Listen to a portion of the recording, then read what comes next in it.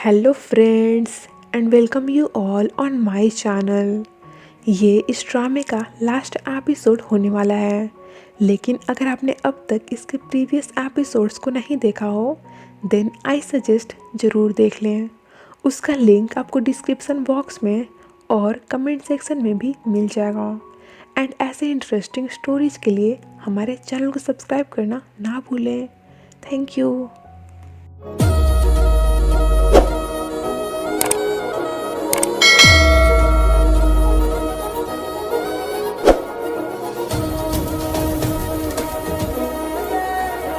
Cat की pregnancy का news सुनकर सभी के सभी बहुत ही ज़्यादा खुश थे। तभी मॉम सीरियस होती हुई कहती हैं, इससे पहले कि केट बेबी को जन्म दे, कैसे भी कर और जितनी जल्दी हो सके तुम्हें ईद से डाइवोर्स लेना होगा, क्योंकि मैं नहीं चाहती कि मेरा ग्रैंड चाइल्ड लीगल मैरिज के बिना हो। पाखी को लगता है लाइक सतायु केट की इस न्यूज़ से बहुत डिस्टर्ब होगा, बट इसके ऑपोजिट वो तो काफ़ी कूल लग रहा था। इसके पूछने पर कहता है, ये बात सच है कि मैं केट से बहुत प्यार करता था और जिससे हम प्यार करते हैं उसको खुश देखकर हमें भी बहुत खुशी मिलती है। मैं केट के लिए बहुत खुश हूँ क्योंकि वो खुश है। पाखी कहती है, अरे वाह, तुम तो बड़े समझदार हो गए हो। इसके बाद इन दोनों का भी थोड़ा लविंग मोमेंट दिखाया जाता है। इनका प्यार तो नोक-झोंक से ही स्टार्ट हो गया था। आगे मास्टर को फुल डाउट ईद पर होता है कि वही है जो मेरे अगेंस्ट के प्रूफ को सेक तक पहुंचा रही है। सो उसे धमकाकर, मतलब कि पहले तो उसे ठीक से धमकाता है, देन सेक से ठीक से बात करने को कहता है। उसकी बात मानते हुए ईद कहती है, मैं डाइवोर्स पेपर्स पर साइन करने के लिए रेडी हूँ। सेक को थोड़ा डाउट तो होता है, लाइक इतनी जल्दी कैसे मान गई, पर उसे इससे क्या मतलब था। उसे जो चाहिए था वो तो मिल रहा था ना। नेक्स्ट डे इसी सिलसिले में ईद उससे मिलने के लिए आती है। ईद का तो ये सब सेक के अगेंस्ट गेम खेलने का बिल्कुल भी मन नहीं था, पर उसे इतना ज़्यादा डरा धमका दिया जाता है कि ना चाहते हुए भी उसे ये करनी पड़ जाती है। उसने ग्लव्स में बेहोशी की दवा लगा ली थी, जिसका असर तुरंत ही दिख जाता है और फिर उसके बाद ये लोग उन दोनों को ही किडनैप कर लेते हैं, सेक को भी और ईद को भी। इधर ईद की मॉम और भाई उसके लिए काफ़ी परेशान हो रहे थे क्योंकि पिछले कितने दिनों से उसका फ़ोन ऑफ आ रहा था। देन ये लेडी अपना फ़ोन चेक करती हैं तो इसमें उन्हें ईद का भेजा हुआ मास्टर का वीडियो मिलता है और इन्हें समझ आ जाता है कि हो न हो वो ज़रूर किसी खतरे में है। इधर इन्हें भी लाकर एक जगह पर लॉक कर दिया जाता है। बाद में फिर ईद सेक से माफ़ी मांगती है, लाइक मैं बहुत बुरी हूँ, तुम हमेशा से ही मेरे साथ अच्छे थे। मैंने केस जीतने के लिए और ज़्यादा पैसे की लालच में मास्टर के साथ हाथ मिला लिया था, लेकिन ये सब जो कुछ भी तुम्हारे साथ फ़िलहाल हो रहा है उसमें मेरी कोई इन्वॉल्वमेंट नहीं है, प्लीज़ मुझे माफ़ कर देना। सेक से वो अपनी हर गलती के लिए माफ़ी मांगती है। दूसरे साइड इन्हें भी सेक के मिसिंग होने की रिपोर्ट मिलती है, जिसे लेकर सभी बहुत ही ज़्यादा परेशान दिखने लगते हैं कि तभी ईद की मॉम वहाँ भागती हुई आती हैं और कहती हैं, शायद मुझे पता है कि उन्हें क्या चाहिए। देन उस क्लिप को सभी लोग देखते हैं जिसमें मास्टर खुद अपने मुंह से अपना सारा गुनाह कबूल कर रहा था। इसके बाद मास्टर इनके पास आता है और सेक से पूछता है कि वो क्लिप कहाँ है। यहाँ सभी के बीच हाथापाई होने लग जाता है, जहाँ मौका मिलते ही सेक वहाँ से भाग निकलता है और ईद वो उसके साथ ही थी। लेकिन इन्हें नहीं पता था कि मास्टर उनके पीछे ही हैं, जो शूट कर देता है और गोली आकर डायरेक्ट ईद को लग जाती है। इसके बाद तो जैसे वो और भी ज़्यादा गुस्सा हो गया था, ईद से उन्हें कॉल करवाता है और अपने डिमांड्स बताते हुए जो सारे भी इनके पास एविडेंस थे उन्हें साथ लेकर खुद केट को आने को कहता है। अगर ऐसा नहीं हुआ तो फिर सेक की लाइफ वो खतरे में थी। सब तो थोड़ा परेशान हो रहे थे क्योंकि ऑफ कोर्स केट प्रेग्नेंट है, तो उसके लिए इस डेंजर जोन में जाना सेफ़ नहीं होता। पर केट डिसाइड करती है कि कुछ भी हो मैं सेक के लिए ये ज़रूर करूँगी। उसके इस फैसले से मॉम कहती हैं, मैंने सच में अपने बेटे के लिए एक अच्छी लड़की चूज़ किया है, तुम्हारा दिल बहुत बड़ा है। देन इनके प्लान में पुलिस भी इनके साथ थी, जो केट को पीछे पीछे फॉलो करेगी।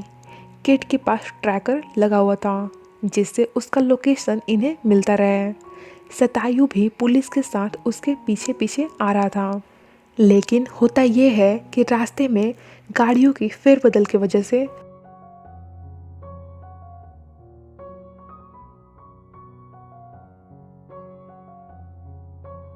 और उस वैन में जैमर लगे होने के कारण उनका कनेक्शन ही टूट जाता है। केट दूसरे डायरेक्शन में चली जाती है और ये लोग पीछे ही रह जाते हैं। इसके बाद उसे मास्टर के अड्डे पर लाया जाता है। ये कहता है, मुझे पता है तुम पुलिस को साथ लेकर आ रही थी। तुम्हारे पास जो कोई भी इलेक्ट्रॉनिक्स डिवाइस है उसे खुद से निकाल कर फेंक दो, नहीं तो बोलो मैं कुछ हेल्प कर देता हूँ। देन केट वो ट्रैकर खुद ही निकाल देती है। लेकिन मास्टर को जो उसने एविडेंस का बॉक्स दिया था वो सिर्फ बॉक्स ही नहीं था, उसमें एक हिडन ट्रैकर फिट किया हुआ था, जिससे अब तो इनकी हेल्प पक्का हो जाएगी, क्योंकि वहाँ पर कोई जैमर नहीं लगा हुआ था, प्रॉपर सिग्नल आ रहा था। आगे केट सेक से मिलती है और दोनों एक दूसरे को देखकर बहुत खुश होते हैं। सेक कहता है कि तुम्हें इस कंडीशन में यहाँ नहीं आनी चाहिए थी, पर केट उसे बताती है कि मैं ठीक हूँ और डोंट वरी, पुलिस अब हमें ट्रैक कर लेगी, वे सब आते ही होंगे। सेक उसे अप्रिसिएट करते हुए कहता है, सच में तुम बहुत बहादुर हो। फिर ईद भी उन्हें कॉन्ग्रेचुलेट करती है कि वे पेरेंट्स बनने वाले थे और सेक से कहती है, मैं तुम्हारे लिए बहुत खुश हूँ कि तुम्हें लाइफ में ट्रू लव मिला।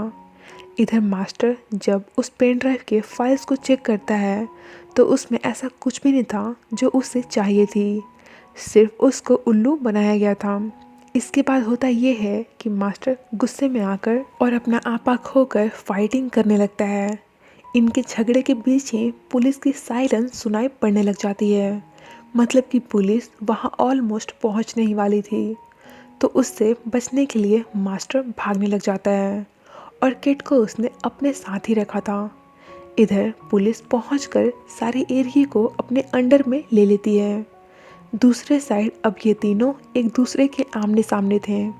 सतायु भी उनकी हेल्प के लिए वहां पहुंच चुका था। मास्टर पूरे गुस्से में था, कहता है तुम दोनों को ही जीने का कोई राइट नहीं है, दोनों साथ ही मरो। वो उन्हें सूट कर देता है, जिसे ईद उनके सामने आकर खुद के ऊपर ले लेती है और ऐसा करती हुई वो काफ़ी खुश दिख रही थी कि फाइनली उसे भी सेक के लिए कुछ करने का मौका मिला। देन ये खुद मास्टर को गोली मार देती है और वो वहीं पर ही मर जाता है। उसके साथ ही ईद भी सेक से थोड़ी देर बातें करके हैप्पीली अपना दम तोड़ देती है। ये सीन बहुत इमोशनल कर देता है।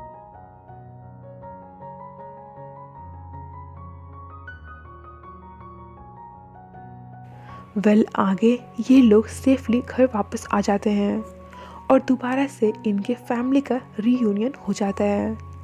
इसके बाद पाखी सतायु को कॉल कर उसे उनकी हेल्प करने के लिए थैंक यू बोलती है और बातें करने लग जाती है। लेकिन दूसरे साइड सतायु वो तो बिल्कुल सो ही चुका था।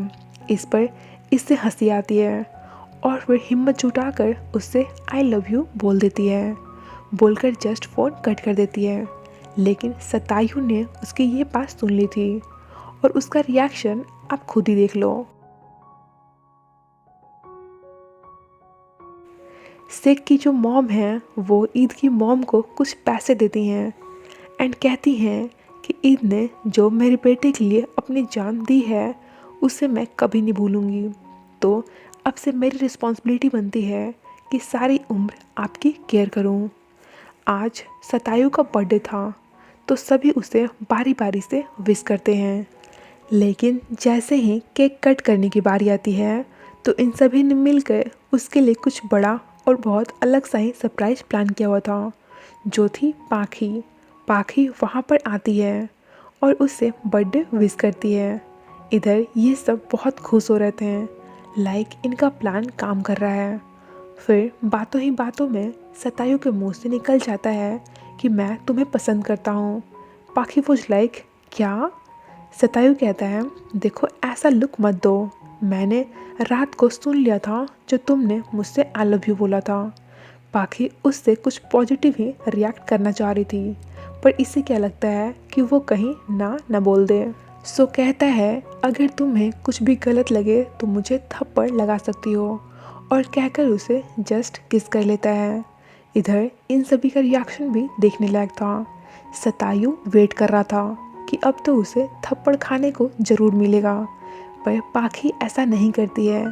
सतायु कहता है, इसका मतलब तो यही हुआ ना कि अब हम डेट कर रहे हैं, और फाइनली हमारे दूसरे लव बर्ड कपल भी ऑफिशियली साथ हो जाते हैं। एंड ऑफ कोर्स इन्हें कैसे भूल सकते हैं, इनकी प्लानिंग फुल प्रूफ वर्क कर जाती है।